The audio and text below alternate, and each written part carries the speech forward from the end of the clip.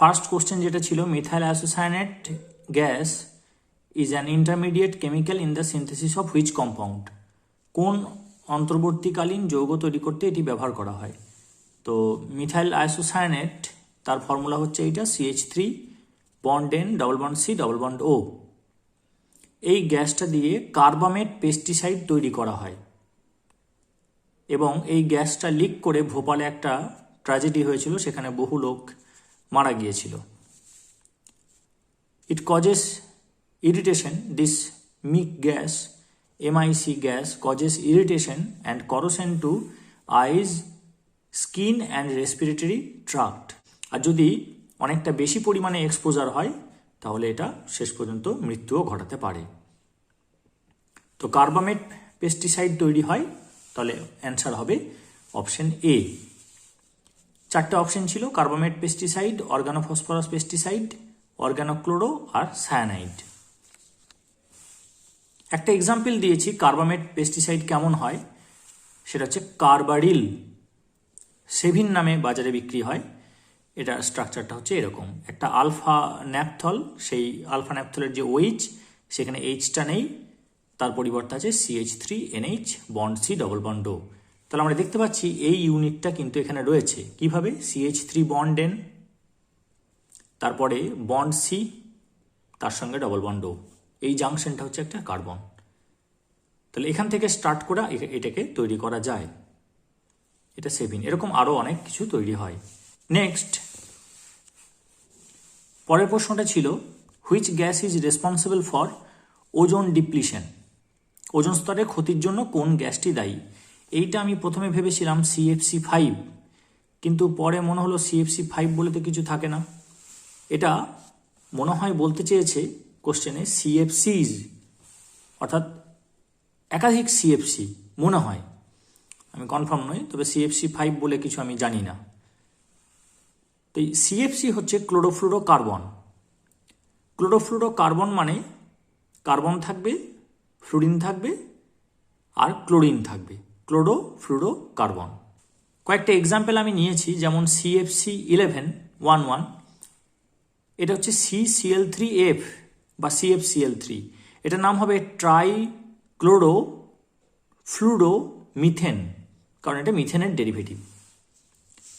CFC12টা হচ্ছে ডাইফ্লুরো মিথেন।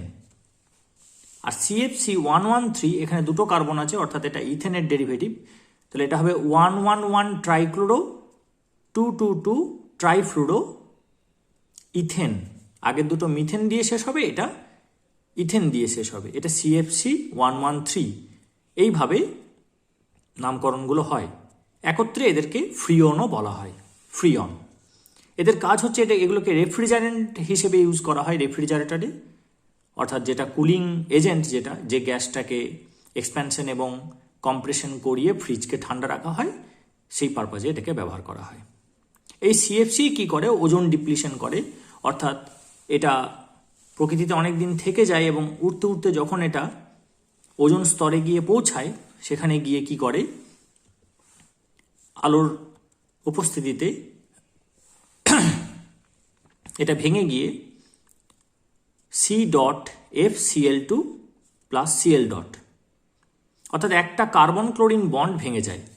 এখানে যে CFCl3 যৌগটা নিয়েছি এটা, সেখানে একটা কার্বন ক্লোরিন বন্ড এইভাবে হোমোলাইটিক ফিশন হয়, সুষম বিভাজন হয়। এই Cl ডট ওজোন গ্যাসের সাথে বিক্রিয়া করে, দিয়ে উৎপন্ন করে ClO ডট আর O2। এই ClO ডট আবার একটা O3 সাথে বিক্রিয়া করতে সক্ষম, দিয়ে তৈরি করবে Cl ডট O2 আর O2। অর্থাৎ এইভাবে ওজোনকে নষ্ট করে দিচ্ছে। তাহলে ওজোন স্তরকে নষ্ট করতে পারে কে? ক্লোরোফ্লুরোকার্বন। এছাড়াও কিন্তু HCFCও পারে, অর্থাৎ হাইড্রো ক্লোরোফ্লুরোকার্বন। এখানে একটা যদি হাইড্রোজেন থাকে আর ক্লোরিন থাকে, ফ্লুরিন থাকে, তখন থেকে বলা হবে HCFC। আচ্ছা, তাহলে কোশ্চেনের অ্যান্সারটা কি হলো? কোশ্চেনটা ছিল, which gas is responsible for the ozone depletion? Option ছিল ডাইঅক্সিজেন, CFCs, H2S, অ্যামোনিয়া। তাহলে এটা option B will be the answer. Option B is the answer. Next question, man-made radio isotopes আর।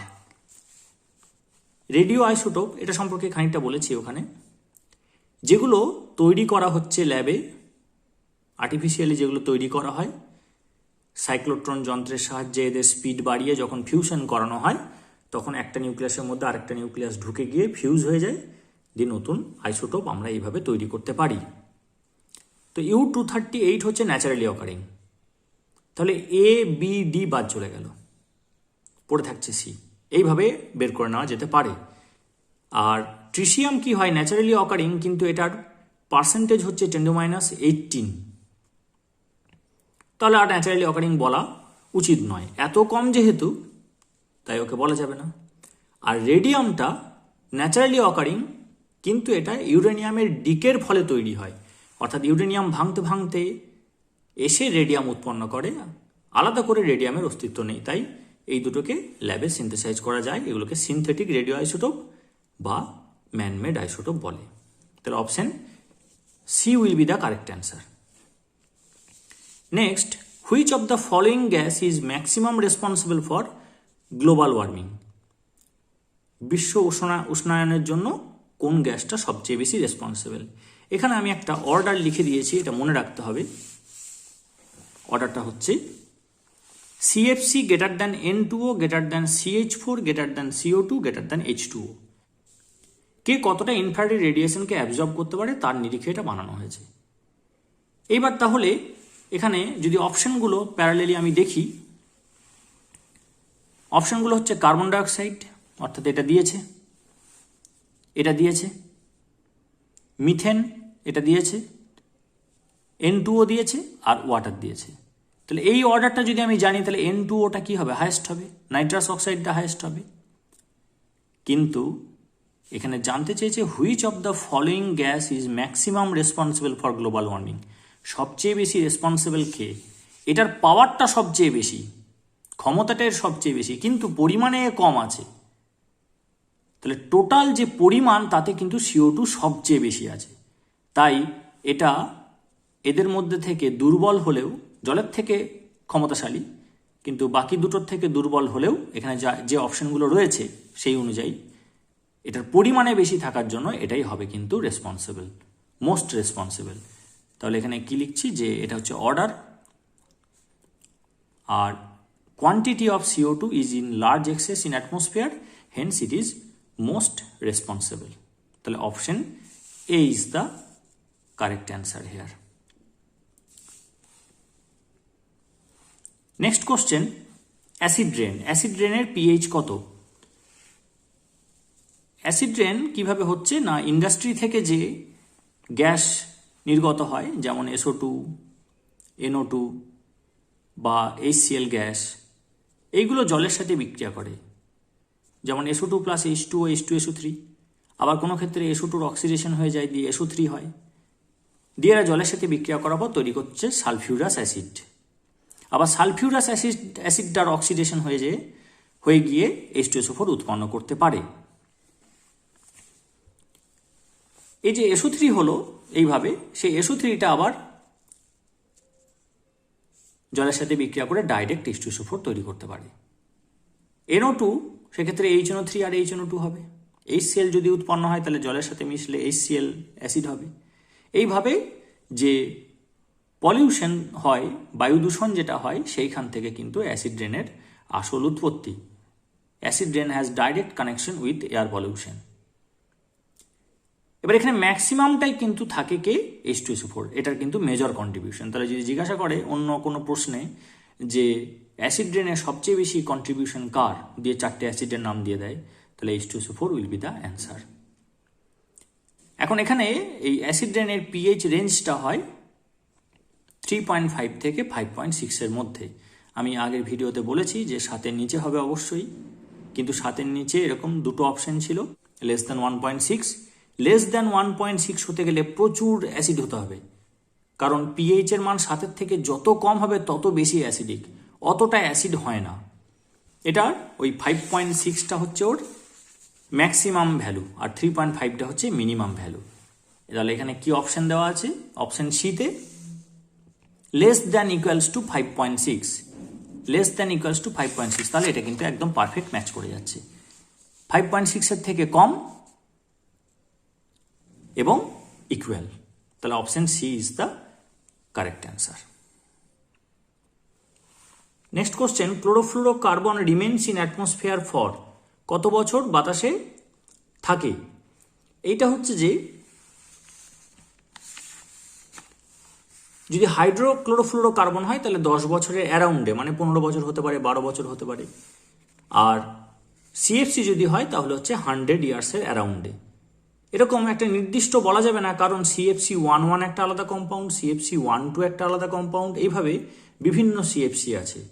কোনোটা 140 বছর, কোনোটা 120 বছর, কোনোটা 70 বছর। তাহলে এই কোশ্চেনটা একটু অন্য ধরনের, ঠিক জুৎসইয়ের উত্তর বলা সম্ভব নয়। তবে এখানে যেটা বলেছে 22 থেকে 111, সেখানে 111টা কিন্তু রেঞ্জের মধ্যে আসছে, কিন্তু 22টা আসছে না। 30 থেকে 50 হবে না, 10 থেকে 20 হবে না, আর ওটা 22 থেকে হবে না, তাহলে 80 থেকে 90টাই পড়ে থাকছে। এইটাই আমরা অ্যান্সার করব, 6-এর সিটা হবে কারেক্ট অ্যান্সার। নেক্সট, এই যে সিটা লিখেছি, 6-এর সি, এটা সি লিখেছি। Next, the major photochemical oxidant is, major photochemical oxidant এখানে হচ্ছে যে পারক্সি অ্যাসিটাইল নাইট্রেট, এটাই হচ্ছে মেজর ফটোকেমিক্যাল অক্সিডেন্ট।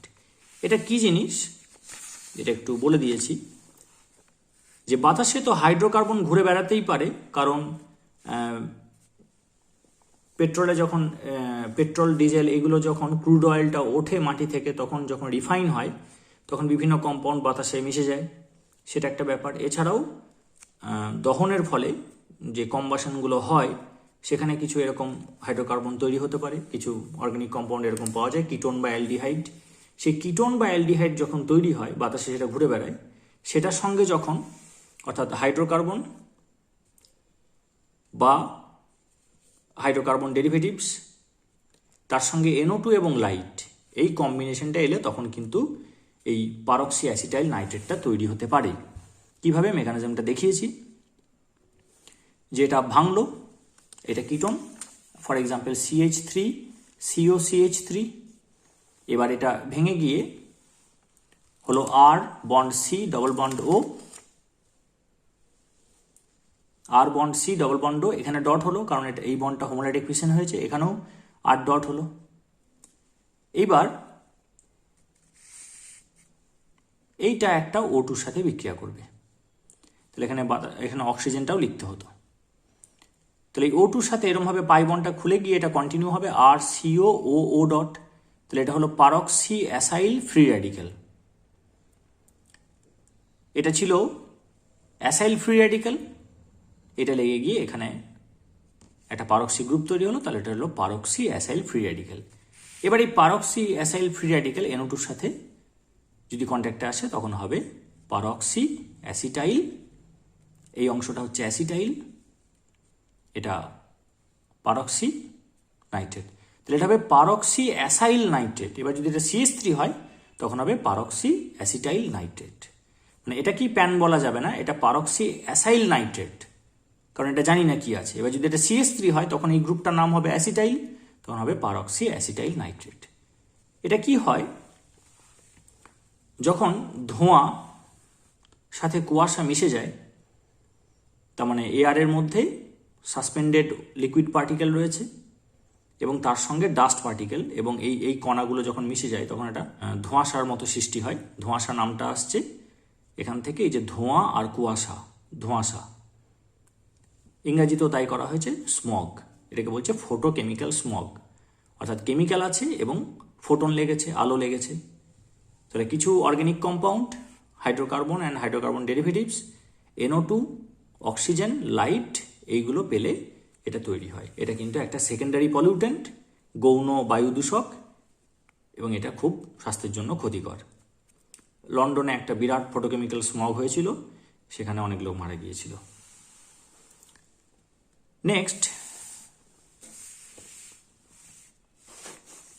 পরেরটা হচ্ছে যে অ্যান্টি নকিং কম্পাউন্ড, এটা সম্পর্কে বলেছি যাবতীয়, এবার এটা না জানলে তো বলা যাবে না। এটা হচ্ছে যে TEL, মনে রাখতে হবে TEL, অর্থাৎ tetra ethyl lead. Tetra ethyl lead, তাহলে PbC2H5 সেটা ভেঙে যাবে, ভেঙে গিয়ে হবে লেড, আর 4টে C2H5 র্যাডিক্যাল বেরিয়ে আসবে।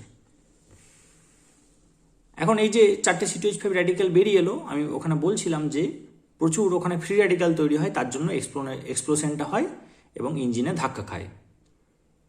তাহলে যদি এরকম প্রচুর র্যাডিক্যাল এখান থেকে উৎপন্ন হয়, এই তেলটা যেটা অ্যাডিশনাল অ্যাড করেছি পেট্রোলে, তাহলে কি করবে, ওই ফ্রি র্যাডিক্যালগুলোর সঙ্গে এই ডটটা দিয়ে, অর্থাৎ এই আনপেয়ার্ড ইলেকট্রনটা দিয়ে বাইন্ড করবে, দিয়ে চেনটাকে রিডিউস করবে, ফলে নকিংটা কমবে। তাহলে this reduces knocking via scavenging radicals, so it is an anti knocking agent. কিন্তু এখানে লেড বেরিয়ে আসছে, সুতরাং এই লেডটা কিন্তু বাতাসে মিশে যাবে, ধোঁয়ার সাথে বেরিয়েছে, এবং সেটা পরিবেশে ছড়াবে আর হেভি মেটাল টক্সিসিটির সৃষ্টি করবে। এটা কিন্তু একটা এনভায়রনমেন্ট পলিউটেন্ট, খুব অফ গ্রেট কনসার্ন। মানে এই লেড শরীরে ঢুকলে কিন্তু খুব তার অ্যাডভার্স এফেক্ট আছে। তাহলে এটা হলো টেট্রা মিথাইল লেড, এটা হবে না। তারপর একটা টেট্রা ইথাইল লেড, তাহলে option B is the correct answer. এখন কি অল্টারনেটিভ ব্যবহার করা হয় সেটাও বলেছি আগের ভিডিওতে। তারপরে অপশন 9টা হচ্ছে যে অ্যান্সার সি। তো কোশ্চেনটা আমরা একবার চোখ বুলিয়ে নিই। এখানে একটা ম্যাচ দ্য ফলোইং আছে। তাহলে প্রথমটা হচ্ছে শিফটিং কাল্টিভেশন। শিফটিং কাল্টিভেশন আমরা জানি ঝুম কাল্টিভেশন, তাহলে এ এর 2 হবে, তাহলে এ এর জন্য 2 হবে। এটা একটাই অপশন আছে, ফলে সিটাই প্রবাবেল। তবু চেক করে নিই।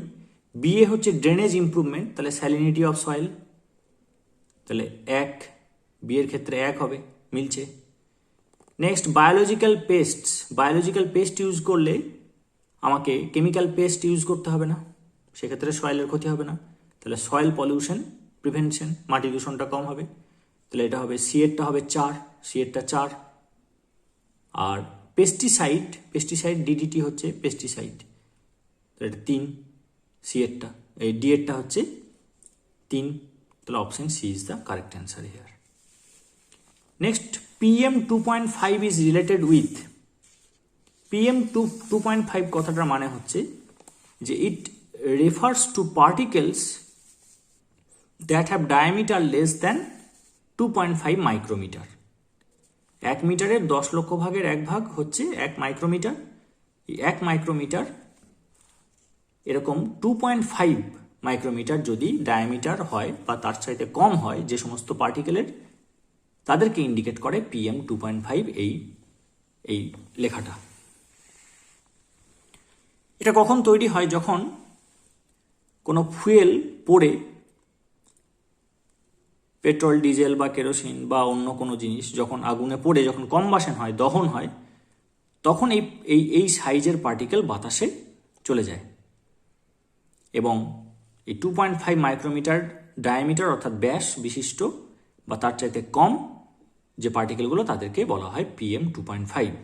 তাহলে এটা কিসের সাথে রিলেটেড? অবশ্যই এটা তাহলে বাতাসের যে দূষণ, বায়ু দূষণ, তার সাথে সম্পর্কযুক্ত। তাহলে এটা কোন অপশনে আছে দেখিনি? Is related to water, air, soil, marine pollution. তাহলে এটা এয়ার পলিউশন হবে, তাহলে option B will be the correct answer.